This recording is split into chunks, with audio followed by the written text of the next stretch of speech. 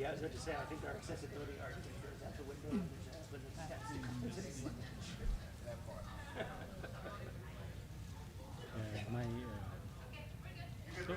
Good? Is the stream started? All right, all right. So we are about to start the panel here, and we have amazing panelists. We have Andre, and then we have Charles, and then we have DeAndre. And they're all here, and they're going to answer some questions. And then we're going to go ahead and open it up and allow you guys to ask them questions as well. So while you're enjoying your lunch, I hope you enjoy all of this awesome information you're about to find out. These are leaders in the community, and also they deal with tech stuff involved in their workplaces. So let's find out how those two things come together and we pursue social equity in our workplaces while doing our jobs. The first question is, how did you guys get into activism, and how does data end up being part of your workplaces? Alrighty.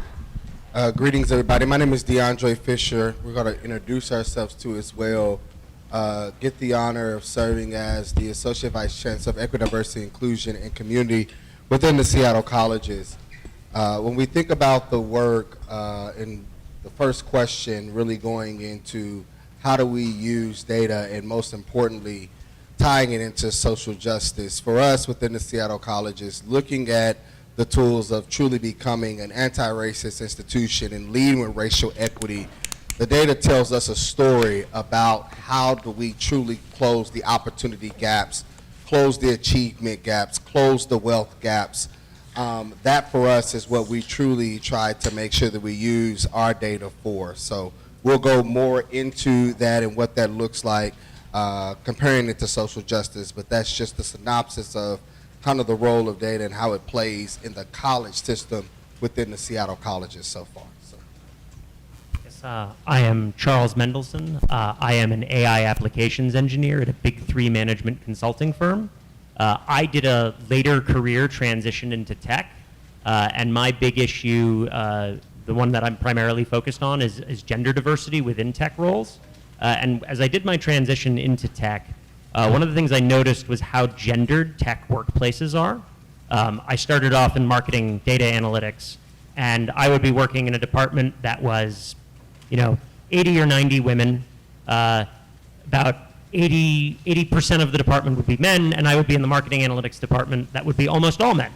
And then I also sort of just looked and saw that most of the managers were men, and so it was this very weird, gendered, tiered system where managers tended to be men, not always, but tended to be. People in harder tech roles tended to be men, and then even when you looked at departments, for example, like engineering would be 75 to 80% men, marketing would be 75 to 80% women. And it was this very, very gendered workplace that I thought was very weird. I probably have the most small scale contribution of anybody here. I don't think I can do a lot personally in my own capacity about systemic problems, but I can train women in harder technical skills, because what I noticed was that a lot of women in the workplace would sort of essentially not try to develop themselves in that way for a variety of reasons, many of which made sense. And so at my previous employer, I started the Women in Engineering program, where I just started training women in our operations department on how to use Excel better, training in SQL, training in Python programming, all these skills that sort of will really enhance their careers that they often just hadn't necessarily been exposed to. So that was sort of my journey into it. Yeah, thank you, DeAndre, and thank you, Charles. My name is Ganendra Subba. I am with the Workforce Development Council of Seattle King County. I'm a project manager, and I'm a refugee from a very small, tiny country called Bhutan. And that's how I think. I have a background in physics. I graduate, my undergraduate degree is in physics. I did a little bit of computer science and things like that. But I was resettled here in the United States in 2008, and I started helping my community because most of them did not speak English. And slowly, I think I gravitated towards nonprofit and work, and I work with various nonprofits. I worked with the Refugee Women's Alliance, where I was helping, recent arrivals, find employment. Then I went to the Seattle Housing Authority, where I did similar work. So I understand.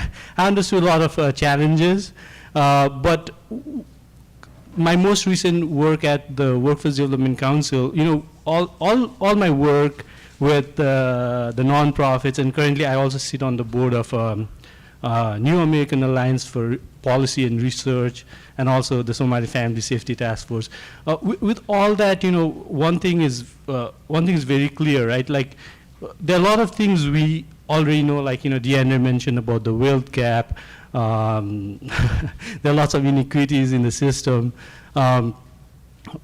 One thing is very important is data is very important, right? So we, with all that background, like in 2022, I was able to, talk to a leadership, and we were able to launch a small guaranteed basic income pilot with the WDC, and then we partnered with the North Seattle College, and what we did is, like, we did that with evaluation in mind, right? Without, without the data backing up, right, we could not, that impact would not be captured. So data is very important. So the other, and I think we can go into details about this later on, but the other thing that I have also seen is about access, right? Many of us are not able to access some of the very, very important and crucial services. So the other pilot that we are working is a universal intake, or universal, like the city of Seattle is working something similar. Like, lots of people are working, but also with the WDC. And because I think we are live streaming, I was just like all over the place, but I'll talk a little bit about the WDC. I think the way you can see that is, like, you have a WorkSource site over here, North Seattle. So those are, like, there are about, like, 6 of them throughout the county. So the Workforce Development Council operates all those, and we also have some programs. But what we are trying to do is, we are trying to work on a universal intake, so that folks can access our services more easily. They don't have to, like, repeat themselves. They don't have to, like, apply 2 or 3 times to get this the service. So things like that. But I think I took a little bit more time, Rainer, so I'll pass it back to you. That's all right. That leads into the next thing I was going to ask. That's really awesome examples of projects that you're working on where data is used to help with activism. Charles and DeAndre, do either of you want to give an example of a project or an initiative that you were part of where data played a key role in creating an impact with social justice?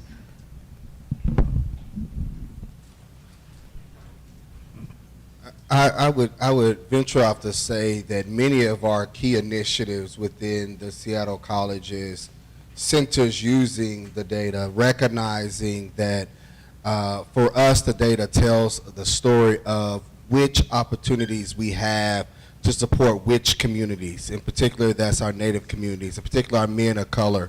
So how we have used data to recognize the biggest opportunity and educational gap, then in place such projects like the Project Baldwin initiative, that is an initiative to help support men of color, because we've seen the men of color in the Seattle colleges not graduate at the same rates as their counterparts.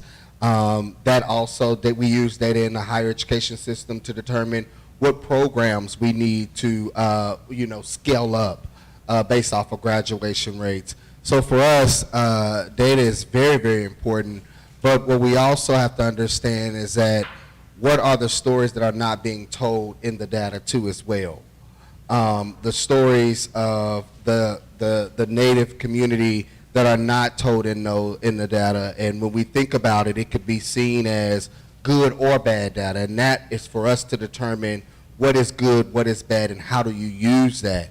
And I think for us, we need to also, and I charge you all, as you think about the ways that you use the data and the ways that you understand it, really understand it in the form of what is it meant for, who uses it and why is it being used. And you know, that is politically, that is economically, all of that is important because once again, data could be used to tell certain stories that are just fundamental incorrect, or it could be used to back up certain stories that you need evidence to show why you need steps to move forward. So it really depends on how you analyze it, and I think that is going to be important too as well. We know data is used to analyze funding sources, and that's done within the Seattle colleges too as well. So those are just some of the examples. Yeah, so, Awesome. so something I always like to think about whenever I think about data is actually what is data for? And I promise I'll answer the question after I get here.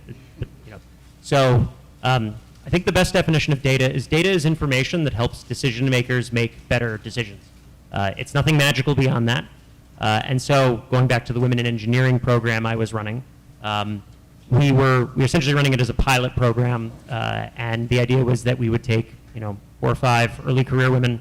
They would dedicate about 4 hours a week to the program for training for a quarter.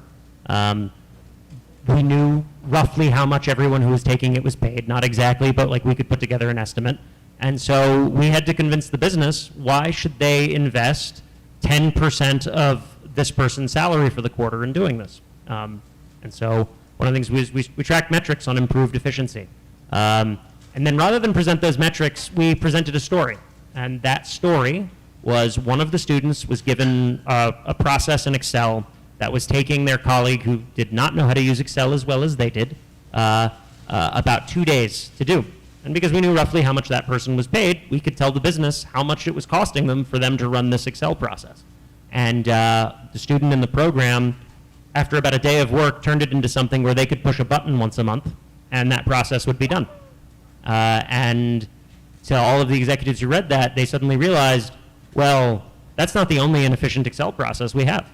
And so that was, it's really thinking about what the audience is trying to do and what they care about. And in this particular instance, these were executives that were suddenly questioning how much they were paying for inefficient Excel processes that were essentially just coming down to inadequate training for recent college graduates in the workplace. And so suddenly there was a lot more executive sponsorship of the program where people who hadn't done it were being told, hey, you have to come up with a personal development goal next quarter, the Women in Engineering program. And we also opened up the program to men. It started off as Women in Engineering. It sort of became everybody who's interested. And that's actually that was sort of a good outcome. And so. That's awesome. That's a really smart way to take on a challenge that comes with using data and presenting it in a way that's convincing. I like that. Ganendra, you haven't spoken for a little bit. Can you go ahead and maybe tell us some ways individuals from diverse backgrounds can, contribute to data-centric social justice initiatives? I think, there's a lot of biases in the system, right? But I can share one example, and it's a personal example, not very related, but I will tie it, I think, to this question. My daughter is now almost 10 years old, and I think at that time, I think she was about 5 years old. We were watching this TV show, like there's this mermaid and there's this frog, right? I don't know, I forgot the name, but we were watching it together, and then she liked that, and we were watching. She told me that she wanted to be that frog and not the mermaid, prince or something. And princess. I asked her why, and she said, I don't have a hair or something like the princess. And that hit me really hard, right? Representation matters. If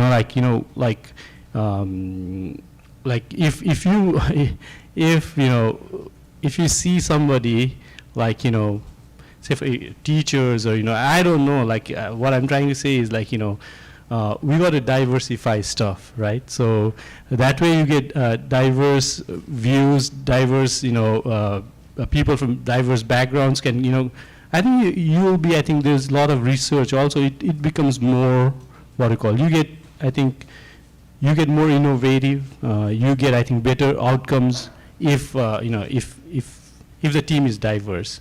I think I'll with that I'll pass it to my fellow panels.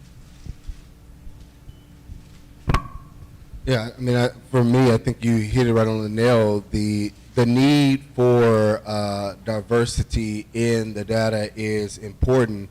We also must be mindful to not erase rich history too when we are collecting the data too as well.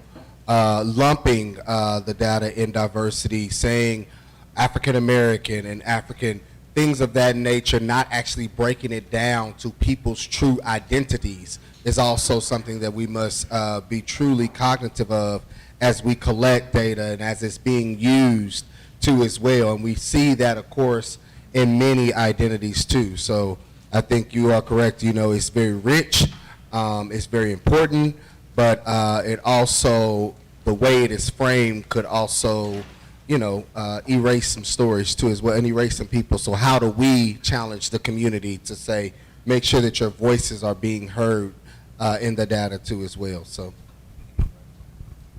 Yeah, I think the only thing I'd like to add to that is, and I do know there are a lot of pressure gradients that push women, people of color, and various things out of hard technical roles. You still need to acquire the skills to work with data because you can level the best criticisms at something if you actually genuinely understand it.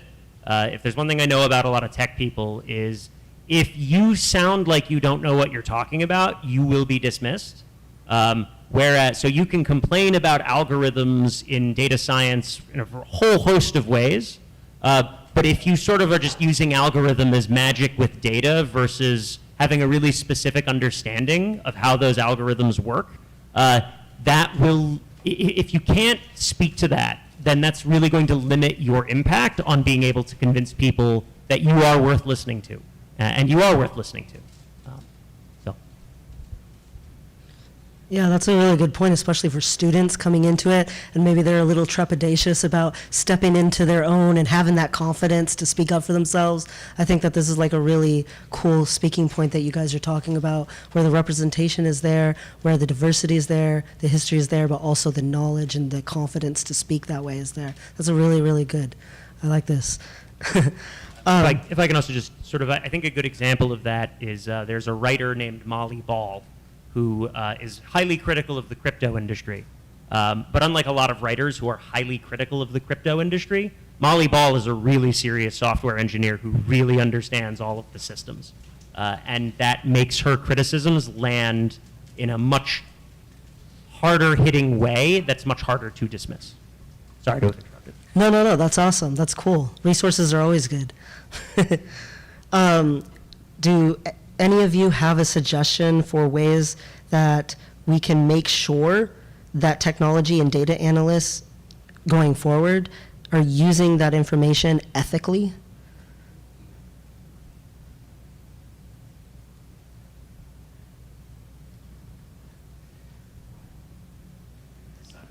Too hard of a question? I can give the unpopular answer. And the unpopular answer is you sort of, and this is sort of a reality of a lot of the systems, at least that I've experienced, particularly when working within private companies. But you sort of have to align the ethics with the goals of the organization, and that's often money. And so you sort of have to make, and it's probably not the best choice, but it is at least a choice, which is sort of making the ethical decision and the economic decision line up, because most of the incentives line towards the economic decision. And I think to quote a famous economist on the subject, you know, show me the incentives and I'll show you the behavior. If you don't change the incentives, you don't change the behavior. You can put different people in, and by and large, that's still probably going to lead people towards the same behavior. Yeah. I can chime in a little bit, but it's going to be very broad and maybe not very tech focused. But so I've been working in nonprofits and now with the Workforce Development Council. So I like something our CEO said once. He said like we are programs rich and systems poor, right? So everybody, like, you know, every nonprofit or every agency, foundation, I don't know, like their data says that they're doing great work. Everybody's saying that, but if you look at data, like the actual, you know, in aggregate, right, like, you know, inequality is growing, right? And I don't know if you guys know, some of you must be economics major and all those things. There's something called the Great Gatsby curve, right? When your society is becoming more unequal, the social immobility or social mobility, like, it's not directly like, they're inversely correlated, right? So inequality is increasing, that means like your social mobility is decreasing. So people on the bottom rungs of the income ladder, they're not able to move up, right? So the aggregate data or the big picture is showing that we are not doing good. But if you look at all the data around you, everybody's saying, like, you know, you go to a gala or something, everybody's saying like we have great outcomes, right? So that's something I just wanted to share, like, you know, like the bigger picture might be different, but individually everybody might be, you know, performing. So I think how you look at things, you cannot look at things in isolation, right? You got to look at the system as a whole. So that's another thing I wanted to share. I think it might be very broad, but so we got to be skeptical of some of the data, I think. No, I think that's actually a really important point, that the level of aggregation you apply to determine what your story is in the data actually will tell you how the story is going. And so, for example, you can just use this, like, if you look at Washington State's economy, and it looks like it's growing great, generally, over the last 20 years, and if you take out sort of the Seattle metropolitan area out of that, that growth story is completely different. That's not to say it isn't growing, but, you know, rural Washington is not growing at the rate that Seattle is. So if you're aggregating at the state level, the story is great, but that's not an equal distribution of where the growth is happening. No, yeah, I love that. I'm really personally passionate about financial justice. So you bringing up, you know, the people at the bottom are not getting the rise up that everything else is rising up. Like, I absolutely agree with that. That's the data that I read too. So thank you for even mentioning that, because, you know, that could be glossed over, and I appreciate it. Can you provide any examples of successful collaborations with other sectors, maybe in the government, nonprofits, or even the private industry, that you had used in the past to address social justice issues using data and technology? I would say, you know, I think when I think about that question, I think about the times that we were in when it was COVID. And we had to identify what was one of the biggest technology gaps for many of our students. When we shut down and you could not come into the classrooms and you had to do everything online, COVID allowed for us to see that many of our families did not have the technology to even do things online. And I think that showed a lot about not only Seattle, but about our country, and about the access that we have given to certain communities, to certain populations, that truly aligned with, once again, the devastation in the wealth gaps and the racial gaps that we see and the economic gaps that we see. All of the data that we have been talking about and saying, please look at this government, look at this education, look at this big gap. And it wasn't until it was time now to really put what those gaps were like into what it meant to be having technology, whether that was a Wi-Fi access, whether that was computer access. Then it made it to open up the eyes of so many people to say, wow, these are huge gaps. And we now have seen the populations that are most impact are people of color, low economic families who do not have the access to technology, which also plays a role in who do not have an access to medical care, who do not have an access to so many other things. So for me, when I think about that example, I think about COVID really opened up our eyes to show us, for those who questioned and those who didn't believe in the understanding of the wealth gaps and the opportunity gaps for marginalized communities, that then allowed for them to say, oh, if we looked at the same gaps and recognized how to close those gaps, we close them in technology, we close them in healthcare, and it will raise everyone's ability to truly have access to technology. And that, for me, is a true example of how we let the data show us from the rural communities and things of that nature too as well. So that's the one I thought about. Well, okay, I can chime in here also. So again, like I can talk about, again, I'll take you back to the guaranteed basic income pilot, which would not have been launched, or which would not have been possible if we did not braid our funds.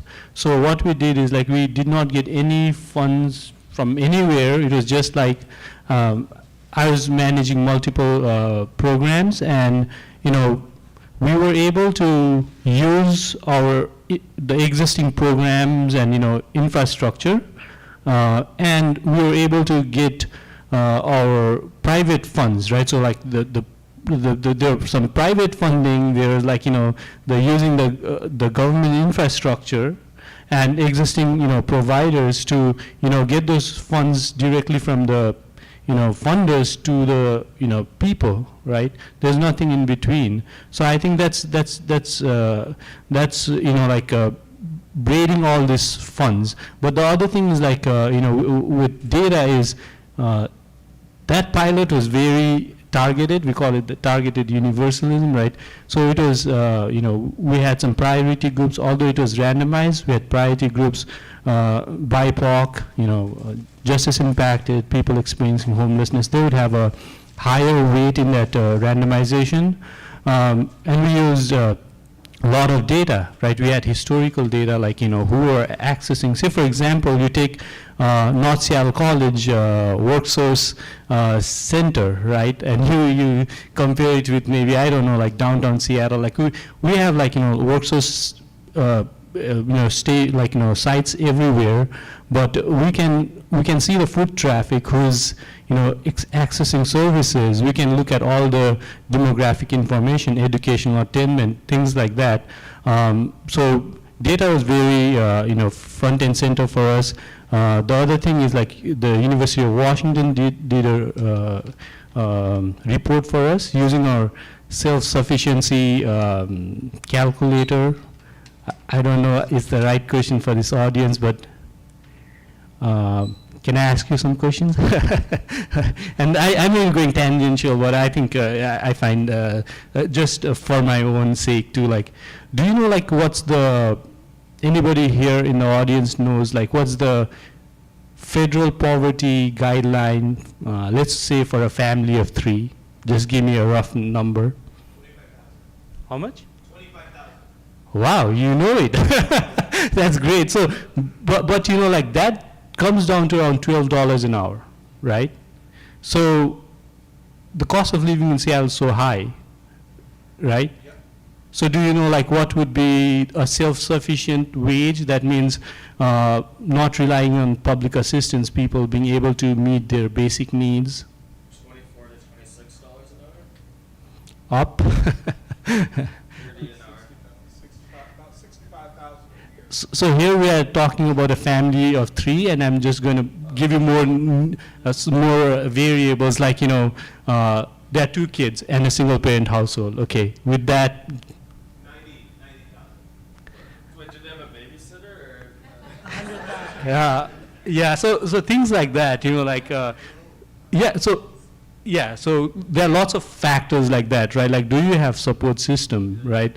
But like around like 90, maybe over 90. Like, I know the data from 2020. It's about $38, $39, which is about 80,000. But now it's, after the inflation, it may be over 100, right? So now I lost the chain of thought. I was trying to bring it back to this data question, but it was a good exercise. I think shared some useful information, but things like that. I mean, like, data is very important, right? If you say $24,000, it's $12 an hour, right? So, like, what I'm trying to say is, like, no one organization can solve societal problems, right? You got to bring people together, right? Like, the DSHS or, like all the nonprofits, they need to work together. Because anybody from $12 an hour going all the way up to like, $38 to $50 an hour, it's very hard, right? There are benefits cliff, there's opportunity cost, there's lots of other things involved. And I can share a success story from this college we worked with.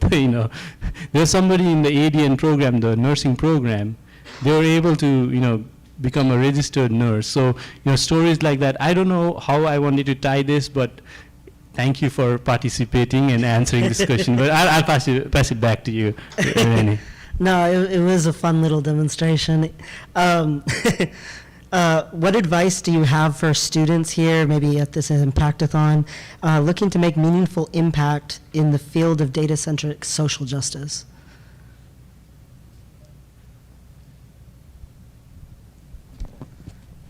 You have to know how to make data systems talk to each other.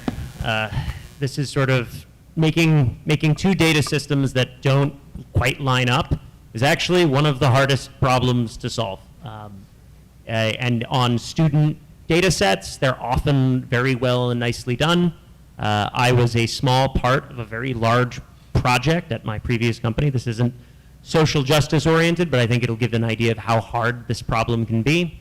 Although my former employer acquired another company for more than $100 million. The company that had owned the previous company, because it was a subsidiary, had never brought their database system into the parent company's database system because they thought it was too expensive and too hard. And our company said, okay, we're going to do it. And what ended up happening was it took, I think, more than a year and a half of almost all of the engineering resources at the company being dedicated towards it. That was, or if not almost all of them, a sizable chunk of them.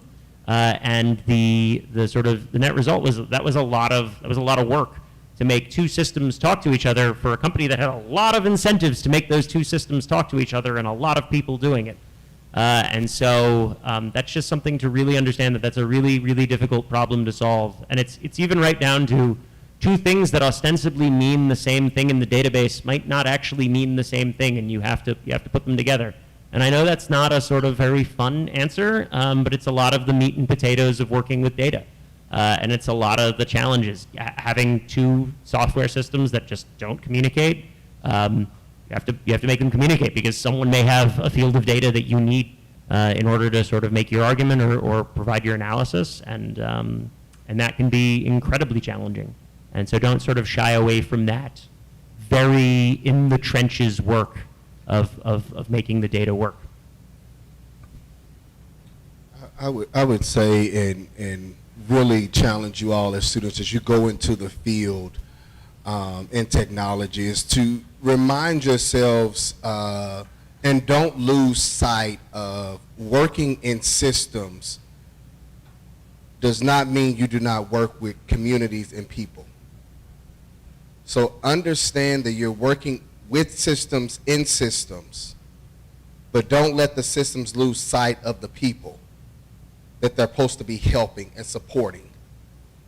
Okay, any technology, the phones, our computers, AI now, don't let that run our normal everyday working and supporting with the people, and do not, and challenge yourselves in these workspaces, and challenge yourselves as you're collecting data and using different databases to not let the stories of the people be left out. Because that can be easily done, and we've seen it done so many times. So that's going to be very, very important, and that's going to be my advice as an activist. You said as an activist, so that's me saying as an activist. Now do your job, of course, so make sure you get your money. But I'm just saying as an activist, make sure you don't lose that part of what it means to be a social justice warrior in this work and serving the communities and identities that you are a part of and that you come from, or that you just have an allyship to. That's going to be important in your everyday work that you do. So I just want to encourage you all to never lose that as you're working with AI and all of these new technologies out there. Don't lose sight of the people. piggybacking off of that, the other thing is, once again, going back to data helps decision makers make better decisions.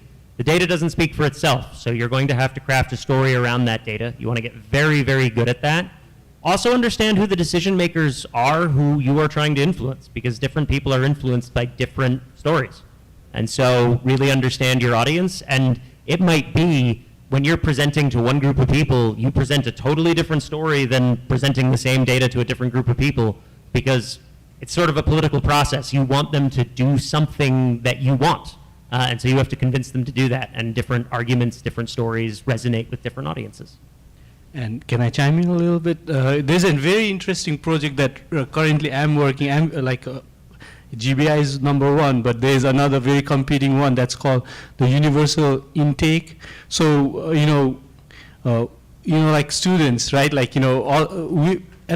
are bringing we're looking at our intake processes, right? If you try to access any one of our services, not only our services, I think most of the government programs, there'll be like a bunch of paperwork, right? You might be sitting, waiting, and then when you get to the person that's going to support you, they'll have you go through maybe in some cases, in our case, it was almost like 45 pages just to get you enrolled in the program. So what we are working right now, we are using a human-centered design. With the human-centered design lens, we are trying to redesign that intake process. We are kind of trying to, we have different subgroups. We are working on, how do I put it? Leveraging technology, right? Leveraging AI and all this stuff. We are getting feedback from the community. We have a client subgroup where actual individuals who are accessing our services are telling us how they feel when they're filling out those forms, all those things. And we are working with our case managers. I used to be a case manager myself. I wanted to help, but I needed to write notes. And I needed to enter that note in some system, and it was taking a lot of time. But how can technology help us, right? So now we are working with a company, with a software vendor, where you can talk to, say, for example, Charles or DeAndre is my case manager. I go to them, I talk to them, and the AI in the background, takes all the notes for me, summarizes the notes for me, right? But it also gives me an ability to spend more time with the clients, right? We are also thinking about, it's a lot of us, we might not be able to get there, but things like, you check in and you see, okay, I'm stressed today. You click the button, and based on that, and I think all the machine learning capabilities and all those things, I think we should be able to give them questions based on their emotional mood, right? So I think there's a lot of interesting, yes, the private sector might pay well and they have lots of stuff, but there are a lot of interesting, problems that I think students and, tech people can solve, right? I think, tech is already into educational space and all this, with all this ed tech and all this healthcare, right? I think also in our social services sector, right? I think tech can make a big impact now. Right, yeah, but that project's still going on.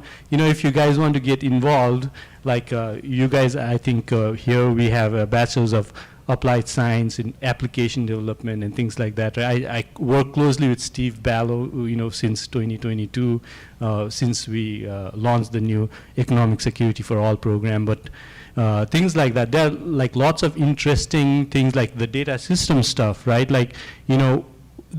People don't talk to each other. You go to a DSHS office and you go to the unemployment office. Those data, they don't share data, right? I don't know, you can come up with cool APIs that can take data from one system and, put it in other, so that duplication of, note taking and all those things might, those be, taken care of. But there's a lot of, what I'm trying to say is there's a lot of interesting problems. As students, I think you can really help our sector too. So, okay, with that, I'll pass it on to you. All right, I got one last question, and then I'm going to open it up to everybody else to ask questions of you guys. But last thought, what do you hope for the future of data-centric social justice and innovation in this field?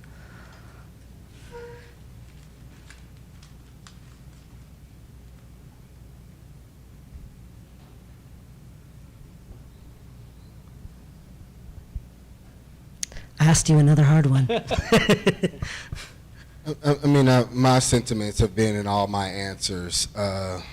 You know, the hope for me as we move into this space is to not lose sight of the people, of the communities, that we want to let the data be used to challenge the powers that be, to challenge the closing of the equity gaps, the closing of the opportunity gaps. Like, that is what I hope that we can do more of. So for me, I just hope that that grows. And I hope the voices of the communities do not get erased even more than they already have been while we're collecting because of the harm. Let's call it where it's at, the trauma and the harm that has already happened to census collecting on certain communities, telling certain communities we're taking this data to use for your benefit, but then you turn around and use it to harm those communities. All of that is still happening even in the world that we live in today, even using technology, you know, using upgrading technologies to taking away jobs from people of color. I mean, if we're going to talk about it, let's talk about it, but we don't have time to talk about it all day. But that for me is making sure that you all as the future don't get too overwhelmed with the knowledge that you're learning with technology to where it stumps you from being the true social justice activist that you are called to be and need to be in this space when we think about the jobs of letting technology take over our jobs. I love the going through the grocery store and having, you know, being able to scan my own and things of that nature. Wonderful. But I also recognize how many jobs that also took from people who need those jobs too as well. Love having the opportunity for AI and taking notes and things of that nature, but I also recognize and look for my nieces and the generation under me. Is it really going to mess up their thought process to be critical thinkers too? Because now they don't have to critically think as much because AI has now come in to help think. So I'll just leave it at that. So I hope that in the future, you all as the future, don't, you know, still critically think, still critically fight for the community and be the voice of the community too as well.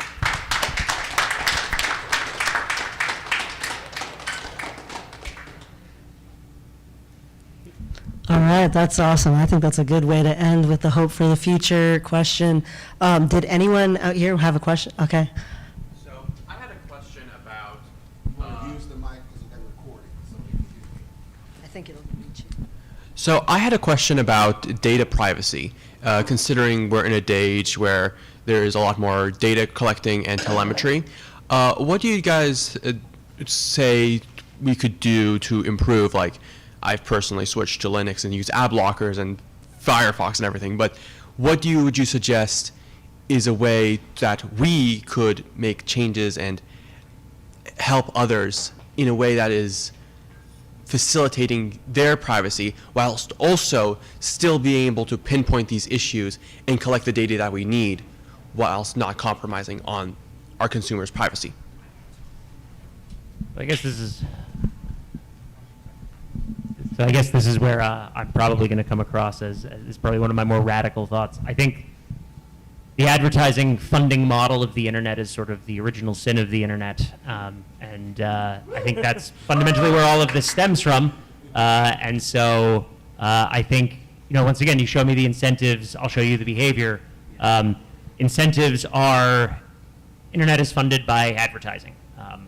That's just how it is, and as long as that's the funding model, I don't know what can really be done about it because that data is incredibly valuable for supporting that funding model. And so there are a lot of suggestions like, oh, maybe people can own their data and then you can opt in or you can opt out and things like that. And I think that's just working the margins on the core of the problem. And I don't know what a different funding model is because no one, because if you go with a different funding model, you then suddenly end up, well, there's the wealthy people's internet who can, afford to have the premium parts of the internet. And then there's the everybody else's internet. And I don't know if that's a more just world. I'm pretty sure it isn't. So the short answer is I don't know, but we have to look at the underlying incentives behind that data collection.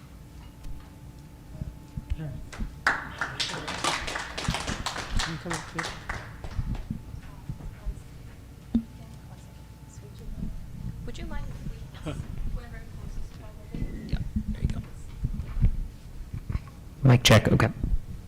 Okay, so I have a slightly tougher question.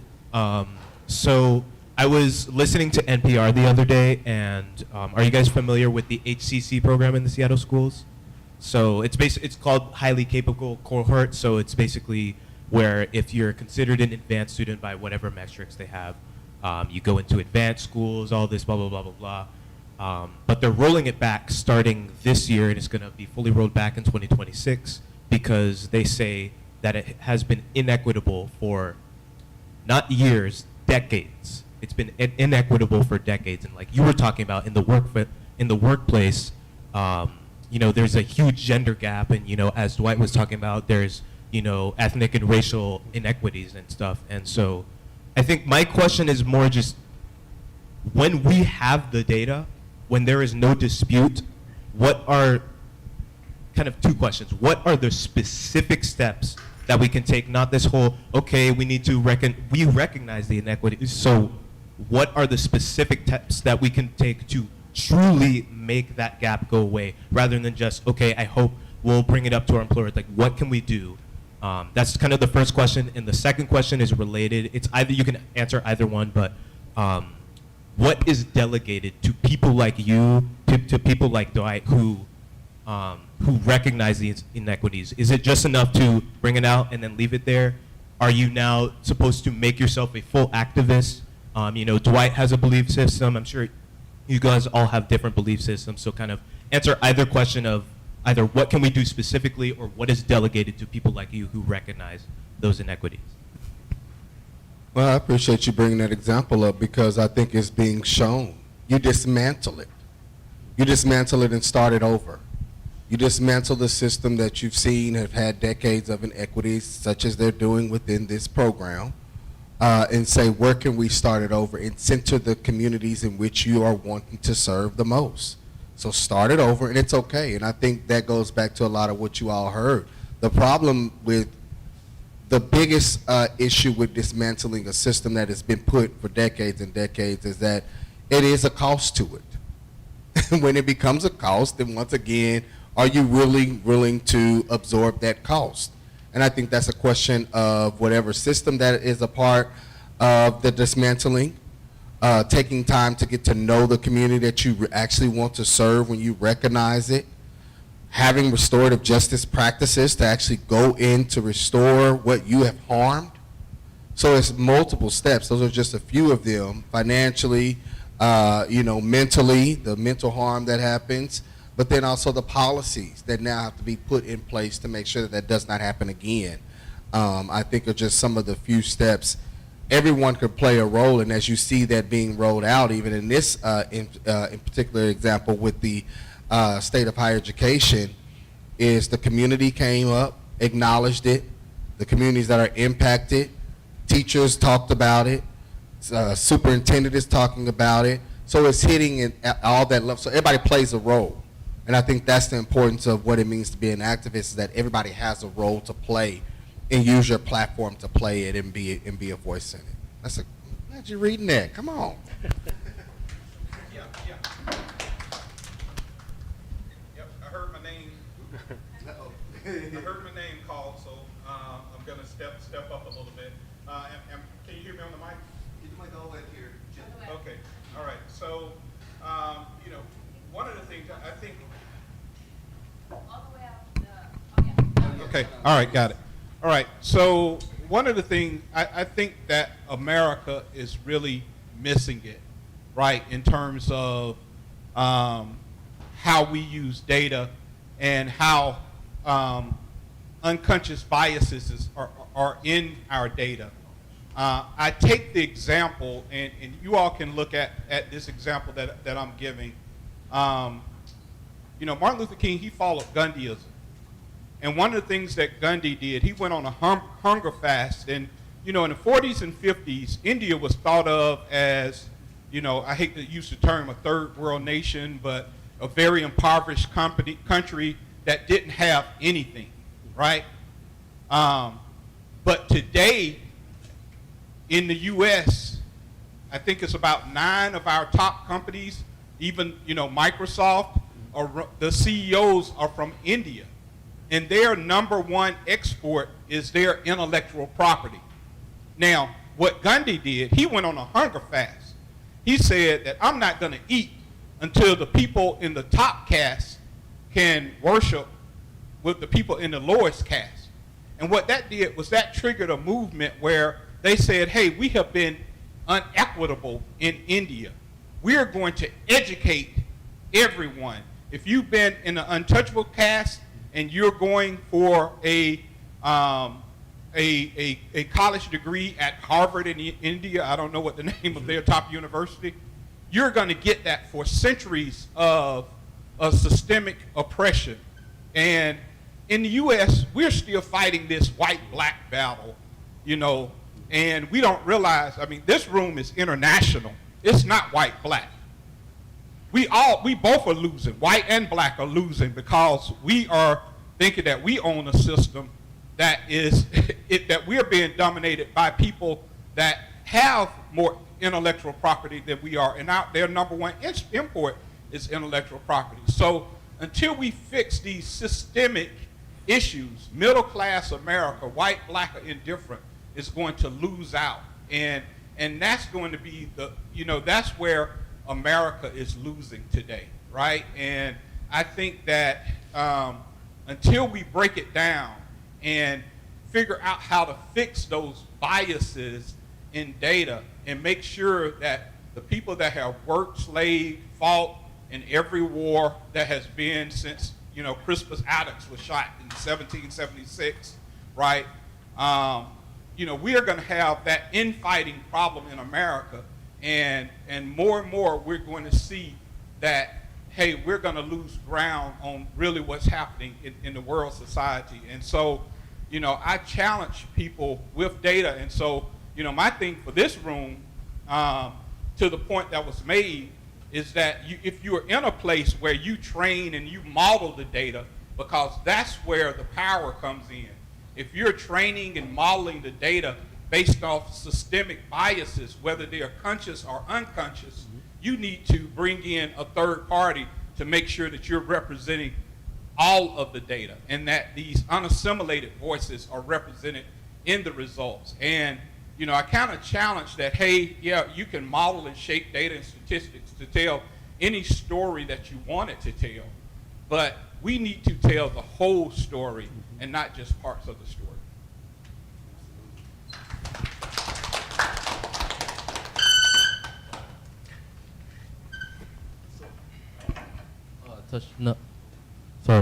Touching up on that, I want to bring up the community. Like you said, instead of all data focus, tech focus, we want to recognize the community and the people. We cannot forget that, right? And specifically, I want to focus on the mental health part, because that is also destroying the community, right? Because young kids, young black kids, young white kids, young African kids, doesn't matter. They're destroying the community here and there. You know why? Because they don't have the right amount of support. Let me slow down, because I wanna catch it. I have experienced it, most of the phases, since the day my life turned into disaster. You know, I was excelling in school, ready to chase my dreams, and then out of nowhere I just went through a breakdown, and then here and there I lost it, and then my life went to like roller coaster here. So yeah, whatever, forget about that. That's my story. But I want to focus on It's the community. We want to protect the community. We want to focus on the community. We cannot forget the community. So how can you guys, or how can the data change into like the story that you guys were talking about? How can you tell the story of everyone, even the people that went through mental health and then they come back, regret what they did, their family's already broken, and now they're left in the streets with drugs and broken, and then their life cycle is in a cycle. They're going through the jail system. I went through the jail system. I've seen it all. I'm just saying, I'm experienced. I just want to say, like, how can we also focus on that kind of story, you know? How? You know, we're trying to protect the community, and they're breaking it because of something that they didn't even know. Like, I feel like we're confused here, most of it, and it's the young people, you know. It's I don't know. Well, how can you lead? Well, I think that's a heavy question, but before we begin to even unpack that, panelists, I want to just commend you for your vulnerability, you know, for being able to speak your truth and your reality in front of us. So I honor you for that. Yeah. Number one. And number two, you know, I've had a mentor of mine that has told me in this work, you know, you cannot love the community or work with the community if you don't know the community. So that's first and foremost. If people don't know the communities or have lived experience like what you just experienced, then it'll be hard for you to even collect it because you don't understand it. So I think that's a problem that we must address too as well. And that may be your journey to help get that story told, to help really live that story with others and show how you can overcome certain, you know, challenges.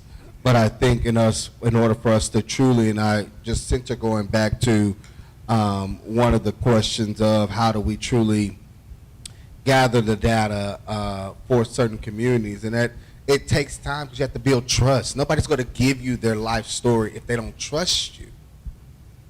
If they don't trust that what they're going to tell you about their narrative and about their story, it's just not, they're not going to be that open. So that takes time. In this society, we don't have, it doesn't feel like we want to slow down and get to know communities and get to know stories and get to know it. We just need the data right now because it needs to make money, because we need to do this, we need to do that. So, you know, that's an answer I don't have, because there's not many companies that are willing to slow down, because that slows down their product, that slows down the money, and that's unfortunate, but that's just where we are right now. But maybe this generation can change that, to slow it down. Get to know the communities.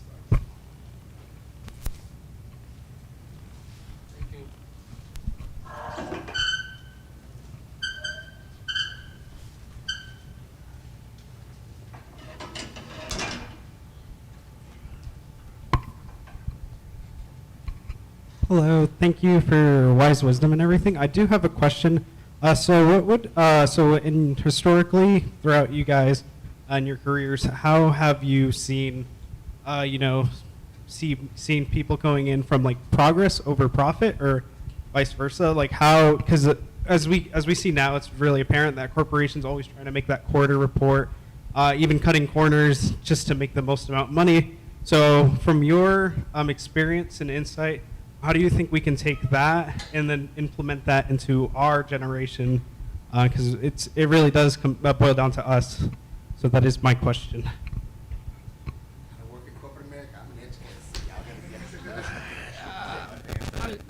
I mean, the short version is my experience is with a handful of exceptions, and those exceptions usually are sort of the most egregious of sort of ethical or, legal complications. Profit tends to win out in a corporate setting, and that's, I hate to sound like a broken record. Show me the incentives, I'll show you the behavior. that's sort of the, I once listened to an interesting lecture about how like we don't actually have to imagine what AI will do because we have these things called corporations and they're highly optimized around achieving a singular outcome. And you know, an AI is going to behave very similarly. It's going to be optimized around whatever outcome it was sort of, you know, to do. So, I mean, what I will also say is that something I have witnessed over the course of my life is it's certainly more open than it used to be when I was a kid. You know, and I was looking at my dad's workplace. You know, it was all white men, and it is now and this may be a form of progress. It may not be. It is now a much more diverse group of people who went to elite colleges. Versus being a group of people who were all white men who went to elite colleges. So, and I think that is something that you sort of do need to be mindful of, that opportunities are opening up, but they're still gatekept in very in ways that are both familiar and new. So, I apologize, I'm not bringing better news. And I think this sort of gets down to the politics of it, right? Like politics are why are things this way and how can we change them? And depending on where you are on your optimism for political process in this country and in this world, that kind of determines your outcome and course of behavior. And I wish I had, I wish I could sit here and say, yeah, this is what you do. The data tells us this is what you do. And data can't tell us that because it's politics, and politics is how are we going to make decisions together, and when those decisions go against what people who are currently incentivized to behave differently, how do we bring them around?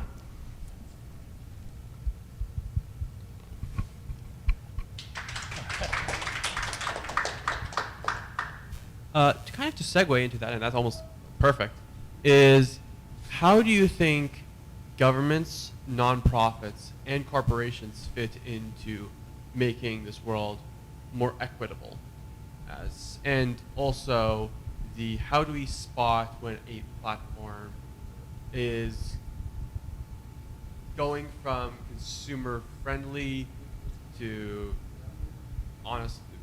aggressive tactics and dark patterns?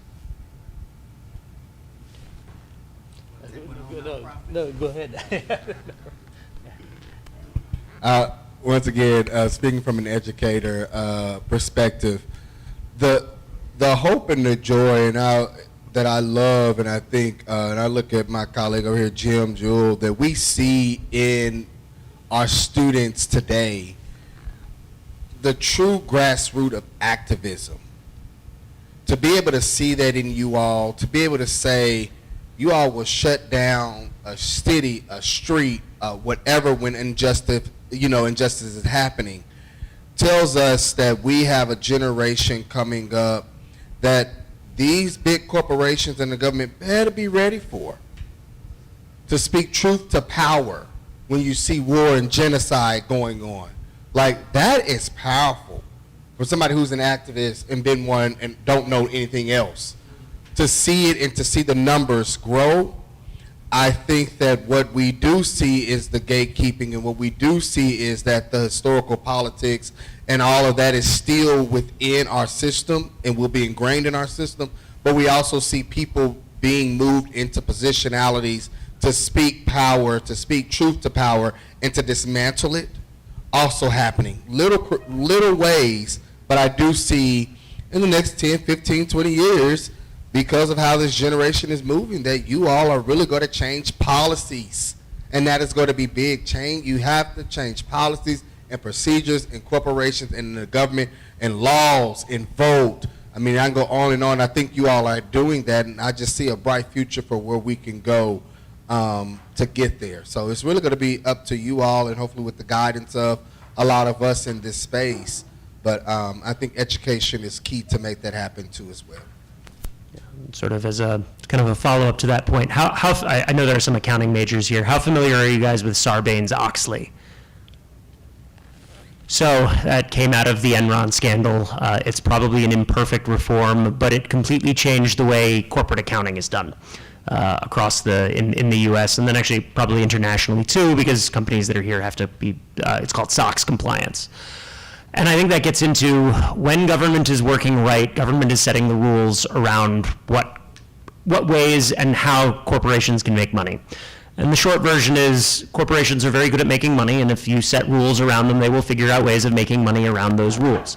Sometimes those rules are really good constraints, and sometimes they create a series of unintended consequences. So one of the things that over the course of my lifetime, and for context, I was born in 1985. I've sort of seen the entire internet through the course of my life. I wasn't part of building the early internet, but I was online, I think, starting at the age of about 9. So I was in the very early days of the internet. And so there's a decentralized internet that I think a lot of us who were on the internet back then sort of look back on very fondly. Before it was essentially everything was routed through about 5 websites. And when we talk about things like mental health, there are platform companies that certainly don't do much to mitigate the mental health crises among young people. But you also sort of have to think about a lot of incentives. And one of the things that happens with organizations that are in power is, if you think about the federal government, it's a lot easier for them to deal with 5 or 6 very large companies than it is to deal with 500 small companies. And there are some benefits that actually come out of that. There are legitimate security concerns. Not saying they override everything, but there are legitimate security concerns. Governments do have some incentives around these things. And so you sort of have to think about why are things this way and really understand it, not in because the world is unjust, but it's really understanding what are the incentives that led to this place and what can we do to mitigate those. Because I will tell you that there is a world where Google gets broken up and various other very large companies get broken up. And there's a lot of unintended consequences from that, and it's not necessarily all better. And it's not necessarily all better for everyone in here. So you just, when you're dealing with very complex systems, and basically a society as large as ours is a complex system, pulling one thread can completely send a totally different part of it unspooled, and it's hard, guys. It's hard. All of this stuff is hard. And I'm not meaning for this to sound like a cop-out, but it's just, there aren't easy answers. If there were easy answers, we probably, we don't have to talk about them. Okay, I can chime in 2 sentences here. I think, business leaders, right, they cannot just stay in the sideline, right? They, for all these social justice issues, they have to take a stand because all the others are doing it. Some are doing it, I think, genuinely, but most of them are taking stands. So I think, and also I think the way we are working is different, and then they're multi-generational kind of workforce, right? So I think that's changing the work culture, and I think there'll be more changes, and DeAndre mentioned. I think I think the future looks. I think the future will be bright. I think things will. I don't know if you look at the market cap of I don't know some of these companies, right? I think maybe larger than many of the small countries, things that I don't know the details, but that's very interesting. So I think they'll play a very important role, and so companies are becoming really, really big, right? I don't understand Tesla's valuation. I think it dropped a little bit now, but if you put Boeing, if you put Toyota and all these companies, I think if you put them all together, I think at the time that I was looking, it was smaller than the market cap of Tesla at one point. I don't know when, but all this big manufacturing companies, right? And how many people do they employ, right? And how many people does Tesla employ, right? So there are lots of things like that I find very fascinating. They are very influential, right? They can buy companies, change their names. I don't know. It's very interesting. So I think with that, I think I'll leave it there. Okay, right. To his point,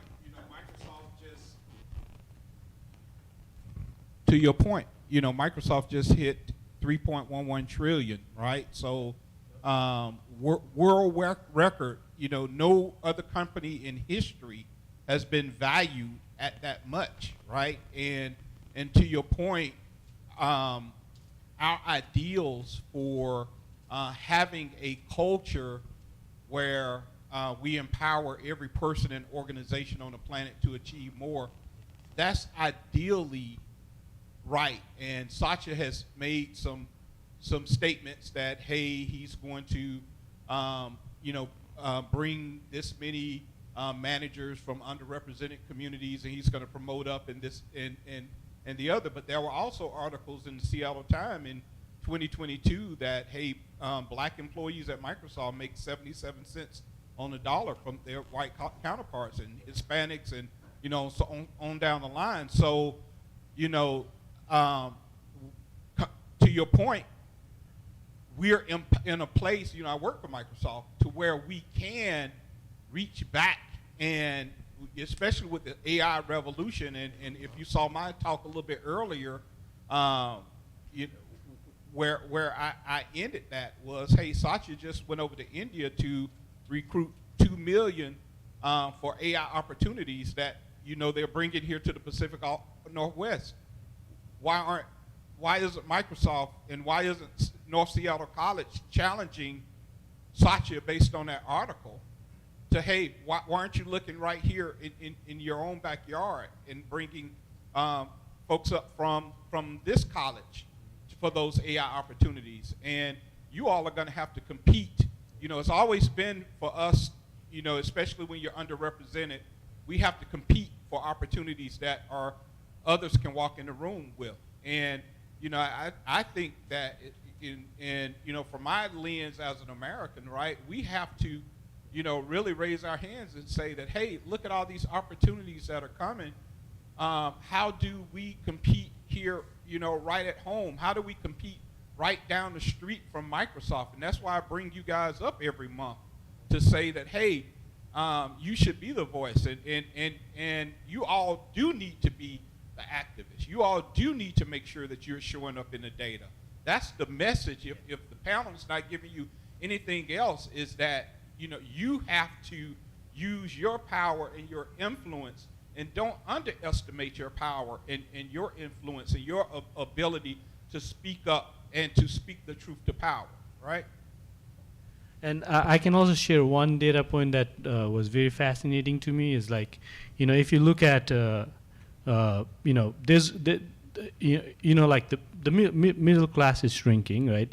Yeah. But like there are lots of job growth, right? But if you look at all those job growth, that's happening in low wage sector, right? Like Amazon can open one more warehouse somewhere, right? But there's a lot of earnings, earnings have gone up too, but it has gone up for higher income earners, right? So, and this is my analysis again, like, I was in a presentation that the Department of Commerce was doing, and then they were saying, like, they looked at the tax records for Washingtonians, and then there's a very little, there are a lot of tax filing below $100,000, and there are lots of tax filing happening, like not a lot, but more like bigger amounts on over $150,000 to $200,000 and over. And there are like very few people in the middle, right, filing taxes, right? And that's why, like, things like, you might not know, there's things like benefits cliff, right? Like, there's no incentive for sometimes career advancement, right? Because, like, that's why I wanted you to know the self-sufficiency wage and things like that. Because if you fall, if you fall, like, if you make a little bit, $1 more, then you might lose all your public assistance, right? So your income is not equal to your resources, right? So those kind of things. But there's a lot. That's why when when we find it very difficult to partner with companies like Microsoft, right? So we wanted to do a BIPOC IT summit. It was so hard. So that's why now our strategy has become partnering with smaller companies, like tech companies. That's why we came to this campus. Like, like I've been working with Steve Ballo for almost like now 3 years. Like when we launched the Economic Security for All program, we wanted to support students of color, BIPOC, justice impacted, and so we came to this campus. Like we when we launched our guaranteed basic income pilot, we wanted to start with this, and we were very focused on certain, certain industry sectors. So IT was one of them. So just sharing that, but I completely agree. Like these companies are becoming really, really massive, so they cannot, they have a lot of influence. They have a lot of power, right? So I completely agree. Like we we need to do something about that, and it's very hard to. And the other thing is affordability crisis, right? Like housing affordability. Like if somehow, it's hard to live in Seattle. The cost of living is going up with influx, and it's all good for the economy, but also it's not benefiting everybody, right, in the community, right? So there's a lot of things, like you can talk about transportation issues, you can talk about lots of those kind of things, but there's a lot of inequities in the system. That's why my message was also one player does not have all the answers. It has to be a systemic effort, right? Like everybody needs to come together, right? Maybe the cost of living is contributed by private sector, right? So they need to be the solution too. So things like that, but I completely agree with that. Well,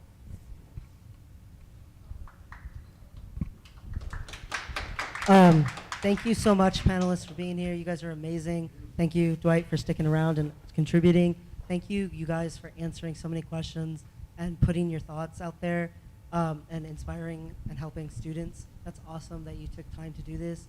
And I think that's a good spot to leave it on, that coming together, since you guys are coming together in teams and making solutions and coming up with ideas for your problems. I like ending on that spot. So one last round of applause for our panel. And now you guys get back to work.